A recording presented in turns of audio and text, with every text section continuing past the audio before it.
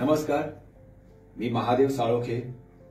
आज आपण आहोत SP9 न्यूज अँड एंटरटेनमेंट आपल्या आवडत्या स्टुडिओमध्ये आणि आज आपल्या भेटीसाठी आली आहेत अभिनेत्री शिल्पा सावंत। आज पाहणार आहोत त्यांच्याच मुखातून। नमस्कार मॅडम। नमस्कार। या चॅनलमध्ये आपलं स्वागत आहे। हो। मला फक्त एवढंच विचारायचं आहे की कुठल्याही क्षेत्रामध्ये येण्यासाठी काहीतरी कारण लागतं, तर तसं या फिल्म क्षेत्रामध्ये येण्यासाठी काय घडलं की जेणेकरून तुम्हाला या क्षेत्राकडे यावंसं वाटलं?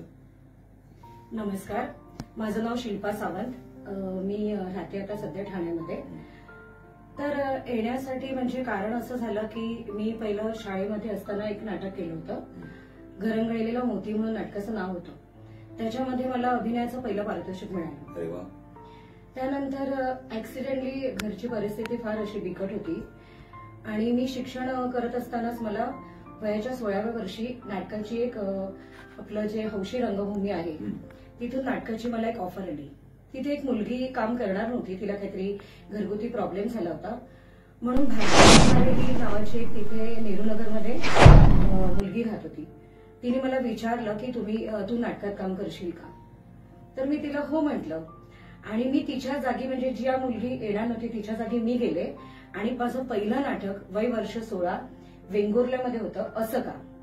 फक्त 2 दिवसाची मी रिहर्सल केली आणि मी नाटकामध्ये उभी राहिली। तिथून माझा हौशी रंगभूमीमध्ये हा माझा प्रवास चालू झाला।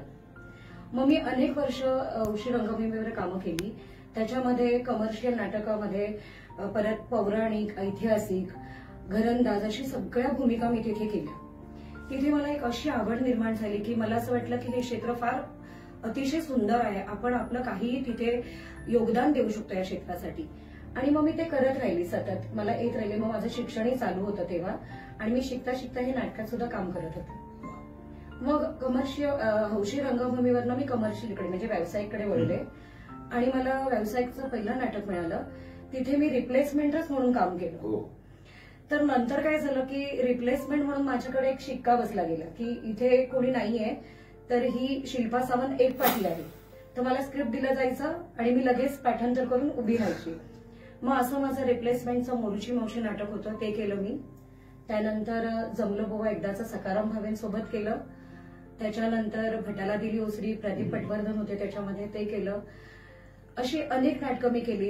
एकावरचढ एक केलं, त्याच्यामध्ये नीलम शिर्के होती, संतोष मयेकर होता। त्याच्यानंतर ग्रँडफादर नावाचं मी नाटक केलं, ज्याच्यामध्ये डॉक्टर गिरीश माझ्यासोबत होते। असे दिग्गज कलाकारांबरोबर मी काम केलं आणि मला इतका चांगला अनुभव आला नाटकामध्ये, तर मला नाटक सोडून इतर कोणत्या क्षेत्राकडे जाण्याचं मला त्यावेळी सुचत नव्हतं। मी अनेक वर्ष फक्त नाटक एवढंच करत होती। मग कालांतराने दूरदर्शनची एक सिरियल चालू होती, तिसरा डोळा। तर आताचे नामवंत ते डायरेक्टर आहेत प्रकाश भालेकर, ते मला सहज म्हणाले की शिल्पा तू सिरियल करणार का? तर म्हटलं, तो तर माझा मित्र होता, तर म्हटलं ठीक आहे करते म्हटलं। मग ते स्टुडिओमध्ये मला घेऊन गेले, तिथे एक छोटंसं मी ऑडिशन दिलं। ऑडिशन दिल्यानंतर मी तिथे अशोक शिंदे, पुष्कर श्रोत्री, मंगेश देसाई असे भरपूर कलाकार तिसऱ्या डोळ्याचं काम करत होते। तर मी एक नव्हे तर मी 500 एपिसोड तेव्हा मी तिसऱ्या डोळ्याचे केले। त्याच्यामध्ये विलासराज पण होते, असे अनेक लोक मला तिथे भेटले ज्या कलाकारांबरोबर मी कामं केली आणि तिथे सुद्धा मला खूप छान अनुभव आला। असं म्हणजे इथपर्यंत सिरियल पर्यंत पोहोचले। त्याच्यानंतर आणखीन एक सिरियल मला मिळाली, दामिनी नावाची। तर दामिनीचा जो पहिला एपिसोड होता त्याच्यामध्ये प्रतीक्षा लोणकर ताई होत्या, त्याच्यानंतर त्यांच्या मुलीचा प्रवास होता। तिथे एक स्टोरी लाईन होती ज्याच्यामध्ये मुलगा म्हणजे नवरा बायको आणि त्यांचा एक छोटा मुलगा दाखवला, तो किडनॅप होतो। तर ती महेश देशपांडे डायरेक्टर होते त्यावेळी, तर जवळजवळ ती 1 महिना तो ट्रॅक होता। त्याच्यामध्ये माझा नवरा मनोज टाकणे होता, जो सई सई वगैरे करत होता। तर आमच्या तो दामिनीची मग मी सिरियल केली। त्याच्यानंतर comedy.com होतं विजय पाटकरांचं, त्यांची सिरियल केली, कोपर खळी केली आणि आता रिसेंटली मी प्रदीप पटवर्धन बरोबर आणि किशोरी अंबेताईंबरोबर मी गजरा नावाची सिरियल केली, ती पण दूरदर्शनला होती। तर तोही अनुभव खूप छान होता। त्याच्यामध्ये एक कॉमेडी स्किट होते, ते पण एकदम सुंदर, म्हणजे सिरियलचा पण अनुभव छान होता। आणि असं नाटक, सिरियल, चित्रपट, त्याच्यानंतर मग वेब सिरीज असं सगळं काही मी सध्या करते। हा इतका सुंदर प्रवास आहे तुमचा आणि ज्या पद्धतीनं तुम्ही यशाच्या पायऱ्या चढत गेल्यात ना, तर अप्रतिम आहे ते त्याच्यात. मला फक्त असं विचारायचं होतं की आता तुम्ही एक तर महिला कलाकार म्हणून आहात, या क्षेत्रामध्ये अडचणी किंवा म्हणतो ना चांगले अनुभव किंवा वाईट अनुभव असे काहीतरी आलेच असणार, ते जरा शेअर केले तर आणखी छान. वाईट अनुभव सांगायचा गेला तर एक चॅनेल होतं मराठी, खूप प्रसिद्ध चॅनेल होतं. त्यांच्या मॉर्निंगला त्यांची ती सिरियल यायची, तर त्यासाठी माझे काही मी फोटोग्राफ्स पाठवले होते हैदराबादमध्ये.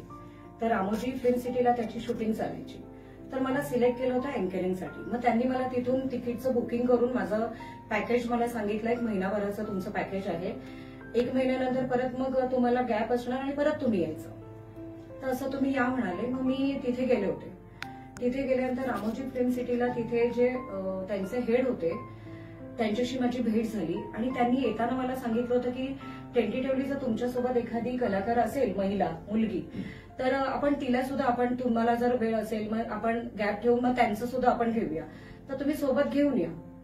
तर एक नाटकातली एक कलाकार होती, माझी मैत्रीण होती ती चांगली, तिला पण खूप म्हणजे गरज होती तिला. तर मी तिला विचारलं असं असं सिरियल आहे, तर मी तर ऑडिशन दिलं आहे, तर तुझं तिकडे जाऊन ऑडिशन आहे, तर तू माझ्यासोबत येतेस? तर ती हो म्हणाली. मग आमचं दोघींचं बुकिंग वगैरे त्यांनी केलं. आम्ही रितसर हैदराबादला पोहोचलो, तिथे गेलो. तिथे गेल्यानंतर सगळं झालं, आम्ही मॉर्निंगला पोहोचलो. दुपारची जेवण वगैरे झाल्यानंतर मग जेव्हा शूटचा टायमिंग आला तेव्हा मग त्यांनी जी व्यक्ती होती तिथे, हेड होती ती, त्यांचं मी सॉरी इथे मी नाव नाही घेऊ शकत, तर त्यांनी मला असं खूप काही तिथे माझ्याकडे प्रस्ताव मांडला. तो प्रस्ताव मांडल्यानंतर 2 मिनिटं मी शॉक झाली की इतका मोठा चॅनेलचा हेड आहे आणि तो माझ्याकडे डायरेक्टली असं कसं काय बोलू शकतो. कारण की आतापर्यंत नाटकामध्ये, सिरियलमध्ये काम करताना वाईट मला अनुभव कधीच नाही आले. ही माझ्या आईवडिलांची कृपा म्हणा किंवा माझा जो स्वभाव आहे, स्ट्रॉंगली माझं बोलणं आहे, मी कोणतीही तमा न बाळगता मी सरळ मी तोंडावर परखड बोलते. कदाचित माझ्या परखडपणामुळे मला कधी वाईट अनुभव आलाच नव्हता. हा फर्स्ट अनुभव माझ्यासाठी असा होता. आणि बरं, ती व्यक्ती जी हेड होती त्यांच्यासोबत मी वयाच्या 16व्या वर्षी एक सिरियल केली होती, जी रवींद्र बेर्डेंची सिरियल होती. त्याच्यामध्ये कॅमेरामन पण दिग्गज होते आणि त्याच्यामध्ये ती सिरियलमध्ये मी त्यांच्या रवींद्र बेर्डेच्या नातीचा रोल केला होता. तर असे ते हेड मला बोलल्यानंतर मी 2 मिनिटं असं शॉक झाले, त्यांच्याकडे बघत राहिली. ती माझ्याबरोबर आलेली मुलगी होती, ती पण एकदम ती पण घाबरल्यासारखी झाली, कारण की सगळी लोक त्यांची होती आणि आम्ही दोघीच होतो. तर आता असं झालं की त्यांनी आणखीन एक धमकीचा एक मेसेज दिला मला तोंडावर की मी काही करू शकतो, इथून जात येणार नाही वगैरे वगैरे. तर मी म्हटलं की जर मी येऊ शकते तुमच्याकडे तर मी जाऊही शकते, तेवढी मी ताकद ठेवते. जर मुंबईवरनं मी हैदराबादला मी एकटी येऊ शकते तर मी नक्कीच या मुलीला घेऊन जाणार. तुम्ही फक्त मला बुकिंग करून देणार की मी माझं जायचं एवढं मला सांगा, मला तुमची सिरियल नाही करायची. मग ते काय बोलले नाहीत आणि मग त्यांनी दुसरे लोक पण ते ऐकत होते. थोडंसं आम्ही बोलणं बाचाबाची झाली, ती त्यांनी पण ऐकली. कदाचित त्यांना थोडंसं ते माझा आवाज थोडा लाऊड झाला, तर त्यांना ते असं वाटलं आता इथे खूप काही होईल. मग ते म्हणाले ठीक आहे तुम्ही निघा मॅडम. आणि जे एवढा तामझाम मी 1 महिन्याचा घेऊन गेली होती, त्या मुलीला मी सुरक्षितपणे इथे मुंबईला मी घेऊन आली. तर आजही ती माझी मैत्रीण म्हणते की तिथे तू होतीस म्हणून मी इथे आली.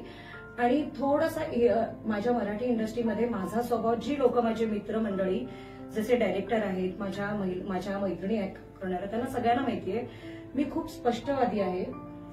मी जे बोलते ते मी करते आणि मी तोंडावर बोलायची हिंमत ठेवते. कारण की कसं आहे ना सर, आपण काम करताना आपण कोणाची चोरी नाही करत, आपण मेहनत करतोय. माझ्या आई वडिलांची, मी इतक्या गरिबीतनं वर आलेली आहे आणि मला कोणतीही मेहनत करायला मला लाज वाटत नाहीये. त्याच्यामुळे जर माझं काही चुकत नाही तर मी बोलायला घाबरूच कशाला, तर मी बिनधास्त बोल. हा इतका वाईट अनुभव होता. त्या शॉक मधून जवळजवळ मी बरेच दिवस बाहेर येत नव्हती. मी घरी काही सांगू शकले नाही. आणि नंतर मग मी विचार केला की काय करायचं आता, या क्षेत्रामध्ये आपण काम करायचं की नाही करायचं. पण परत म्हटलं की एक अनुभव वाईट आले तर सगळीच वाईट लोक नाहीयेत. इंडस्ट्रीला वाईट का ठरवलं जातं की एक व्यक्ती जी असते ना ती तमाम इंडस्ट्रीला वाईट ठरवते. तर असं नाहीये. मी म्हटलं ना तुम्हाला, मला इतके चांगले अनुभव आले. त्याच्यानंतर मग मी जेव्हा पण कुठे जायचं झालं तर मी आधी तिथे पूर्णपणे आधी ती माहिती घेतली की कोण आहे, काय आहे. आणि बघा ना, आपल्या व्यक्ती ओळखीचेच आपल्याला असे अनुभव आले तर आपण कोणावर विश्वास ठेवायचा. पण त्यानंतर नाही, असे छोटे मोठे तर येत राहतात, पण ते मी माझ्या पद्धतीने मी हँडल करते. मी जास्त काही म्हणजे मी समोरच्याला बोलूच देत नाही. पहिली गोष्ट म्हणजे मीच तिथे बोलून समोरच्याचं तोंड बंद करते, मग पुढे काही घडतच नाही त्याच्यानंतर. महिला कलाकारांसाठी हा खूप महत्वाचा एक संदेशच आहे. शिल्पाजींनी ज्या गोष्टी सांगितल्या त्याच्यावर खरंच एक विचार करण्यासारखं आहे आपल्याकडे, की कोणत्याही महिला कलाकारांनी कोणत्याही शूटिंगवर म्हणजे आपल्या विभागातनं सोडून जर बाहेरचं शूटिंग आलं तर त्याची संपूर्ण चौकशी करूनच तिथं जावं, आणि हे तुमच्यासाठी सगळ्यांसाठी सुरक्षित आहे. त्याच्यामध्ये मला शिल्पाजी हे विचारायचं आहे की जसे हे खडतर प्रवासातून तुम्ही एक चांगल्या पद्धतीचा प्रवास करत निघाला आहात, तर ह्याच्यामध्ये एक अविस्मरणीय म्हणतो ना आपण क्षण काहीतरी, तर असा काय आहे त्याच्यामध्ये तुमच्या आयुष्यातला? अविस्मरणीय क्षण म्हणजे मला जेव्हा म्हणजे नाटकामध्ये काम करत असताना जेव्हा मला कळलं की मी डॉक्टर गिरीश ओक बरोबर मी काम करते, तर ते फार सिन्सिअर व्यक्ती आहेत आणि तिथे माझा पत्रकारितेचा रोल होता त्या नाटकामध्ये, आणि त्यांचे ऑलरेडी शो चालू होते, रन थ्रू होते, आणि माझी अचानक तिथे मी म्हटलं ना तुम्हाला रिप्लेसमेंट म्हणून माझी तिथे एंट्री झाली. तर मी म्हटलं आता कसं काय आपण ऍडजस्ट करणार, कारण की स्टेजवरती तुम्ही जे बोलाल ते तुम्ही एकदाच बोलता. म्हणजे शूटिंगमध्ये तरी चित्रपटामध्ये रिटेक असतो, पण नाटकामध्ये रिटेक नसतो. तुम्हाला जे काय एंट्री करून बोलायचं ते थेट तुम्हाला प्रेक्षकांपर्यंत बोलायचंय. तर त्यावेळेला असं झालं होतं की डॉक्टर गिरीश ओक तिथे अवेलेबल नव्हते रिहर्सलसाठी, पण बाकीच्या कलाकारांनी म्हणजे वर्षाताई तांदळेच्या आता खूप मोठ्या आर्टिस्ट आहेत त्या होत्या तिथे. संजय देशपांडे होते जो माझ्याबरोबर जमलं म्हणजे भटाला दिली ओसरीमध्ये माझ्या नवऱ्याचा रोल करत होता, तो माझा ओळखीचा होता, आणि वर्षाताई पण माझ्या ओळखीच्या होत्या. मग मी रिहर्सल केली आणि डॉक्टर गिरीश ओक बरोबर माझी जेव्हा पहिली एंट्री झाली, मला ते अतिशय इतके सुंदर त्यांचा स्वभाव आहे की आम्ही दौरे केले, गोवा दौरा केला, कोकण दौरा केला, तर त्यांचा अनुभव मला इतका म्हणजे माझ्या मनाला की मी त्यांच्या पाया पडायला जायचे, तर ते म्हणाले असं नाही करायचं, पाया नाही पडायच्या आपण, असं नाही. आणि ते असं पटकन असं वरती हे उचलून वगैरे असं हे करायचे, आणि ते मला खूप चिडवायचे. ते म्हणजे थोडीशी तब्येत आणखी माझी, तर मला ते बोलायचे तू महिनाभर खाऊ नको, तू अजिबात तू जेवायचं नाही, महिनाभर तू जेवायचं नाही असं. तर ते मला असं वाटायचं किती हा व्यक्ती एवढा नामवंत कलाकार आहे, आणि आमच्या सोबत ते जेवायला बसायचे, गाडीच्या प्रवासातनं आम्ही भेंड्या खेळत खेळत जायचो, आणि मला खूप चिडवायचे ते. आणि मला जिथे पण आताही पण भेटले तरी मी त्यांच्या पाया पडायला जाते, कारण की आपण मोठ्या कलाकारांची आपण रिस्पेक्ट करतो. पण ते तसे नाही, ते लगेच म्हणजे तो माझा अतिशय मला त्यांच्यावर काम करायला मिळाला, तो अनुभव माझा खूप चांगला होता. त्याच्यानंतर अतुल परचुरे हा आता जे गेले तो पण माझा मित्र होता, त्याच्यासोबत पण मी काम केलं होतं. विजय कदम त्यांच्यावर मी बायकोचा रोल केला होता पुरुषा चित्रपटामध्ये, त्यांना अवॉर्ड मिळालं होतं. तर हे असे कलाकार जेव्हा भेटले ना, तर असं वाटतं की अरे मी काहीतरी केल्याचं आज मला चीज, मी सगळ्यांसोबत मी काम केलं. त्याच्यानंतर मी लक्ष्मीकांत बेर्डे आणि अशोक सराफ यांच्यावर मी चित्रपट केला होता, धमाल बाबल्या गणपयाची. तेव्हा माझं वय होतं 16. तर ते एक छोटासा त्याच्यामध्ये एक रोल आहे माझा, पण तो रोल आहे इतका, एक आई दाखवलीये, एक छोटी मुलगी बहीण दाखवली, एक मी मध्ये. तर ते देवळातला सीन आहे, तर ते बोलतात पुढची जाऊ दे, मागची जाऊ दे, मधली राहू दे, पुढची जाऊ दे, असं म्हणजे मधली मी. तर ते छेडतात. तो प्रसंग इतका हायलाइट झाला होता चित्रपटामध्ये, तर तो एक अनुभव त्यांच्याबरोबर काम केल्याचा. तर त्या लोकांनी जसे अशोक मामा आहेत, लक्ष्मीकांत बेर्डे सर आहेत, ते इतके म्हणजे खरंच ते आज त्यांच्या मेहनतीने नाव त्यांनी कमवलेलं आहे. त्यांनी कधी ना असा म्हणजे काहीतरी मी मोठा माणूस आहे आणि तुम्ही कोणीच कलाकार नाही. त्याच्यानंतर प्रियाताई आहेत, त्यांच्याबरोबर काम केलं, वर्षाताई आहेत, तर असं कधी त्यांच्यासोबत काम करणार तो माझा आतापर्यंत मी तो आठवते प्रसंग, आणि मी स्वतःच असं प्राऊड फील करते की अरे वा, ह्यांच्यासोबत मी काम केलं. हे प्रसंग छोटे छोटे जरी असले तर ते माझ्यासाठी खूप मोठे आहेत. खरंच खूप छान अनुभव आहे हा त्यांचा, आणि त्यांच्या या मुलाखतीमधून जे काही आपले कलाकार आता आपल्या सोबत नाही आहेत, अतुल परचुरे सर आहेत आणि विजय कदम सर आहेत, आणि यांना खरंच आम्ही मिस करतोय. या माध्यमातून त्यांच्या आठवणी निघतात की किती मोठे कलाकार होते ते. मला फक्त एक आता शिल्पाजी एवढं सांगा की आता हा जो काय प्रवास तुमचा झालेला आहे, पुढील 5 वर्षापर्यंत एक लाईफ गोल काय आहे आपलं? लाईफ गोल म्हणजे मी माझे एक ह्या इंडस्ट्रीमध्ये आणखीन एक खूप खास मित्र आहेत, दीपक कदम म्हणून. ते डायरेक्टर आहेत, स्वतः प्रोड्युसर आहेत. तर त्यांच्यासोबत मी अनेक चित्रपट मध्ये काम केलेलं आहे. तर त्यांनी मला खूप चांगले चांगले चित्रपट दिलेले आहेत. जेव्हा पण ते चित्रपट करतात तेव्हा मला त्यांच्यामध्ये रोल असा डोळे झाकून असतो. जे काय मी चित्रपट केलेत आता, इंडियन प्रेमाचा लफडा, संगो निघाली सॅमसंग, सातबारा कसा बदलला, पुरुषा, त्याच्यानंतर गोलमाल प्रेमाचा, अशी फसवाफसवी, हे सगळ्या नगरसेवक, ह्या सगळ्या चित्रपटामध्ये मी त्यांच्यासोबत आहे.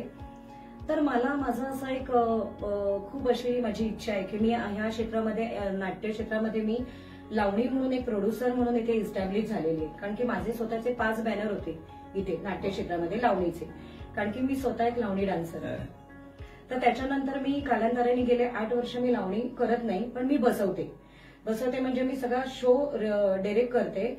आणि मला कुठे गाणं कोणतं पाहिजे, मला कसा प्लॅटफॉर्म पाहिजे, त्याचं नैपथ्य कसं असेल, कॉस्ट्युम्स काय असतील, हे सगळं मी स्वतः ठरवते. वादक असतील त्यांनी काय घालायला पाहिजे, तिथे प्रॉप कोणता वापरायचा, हे सगळं मी करते.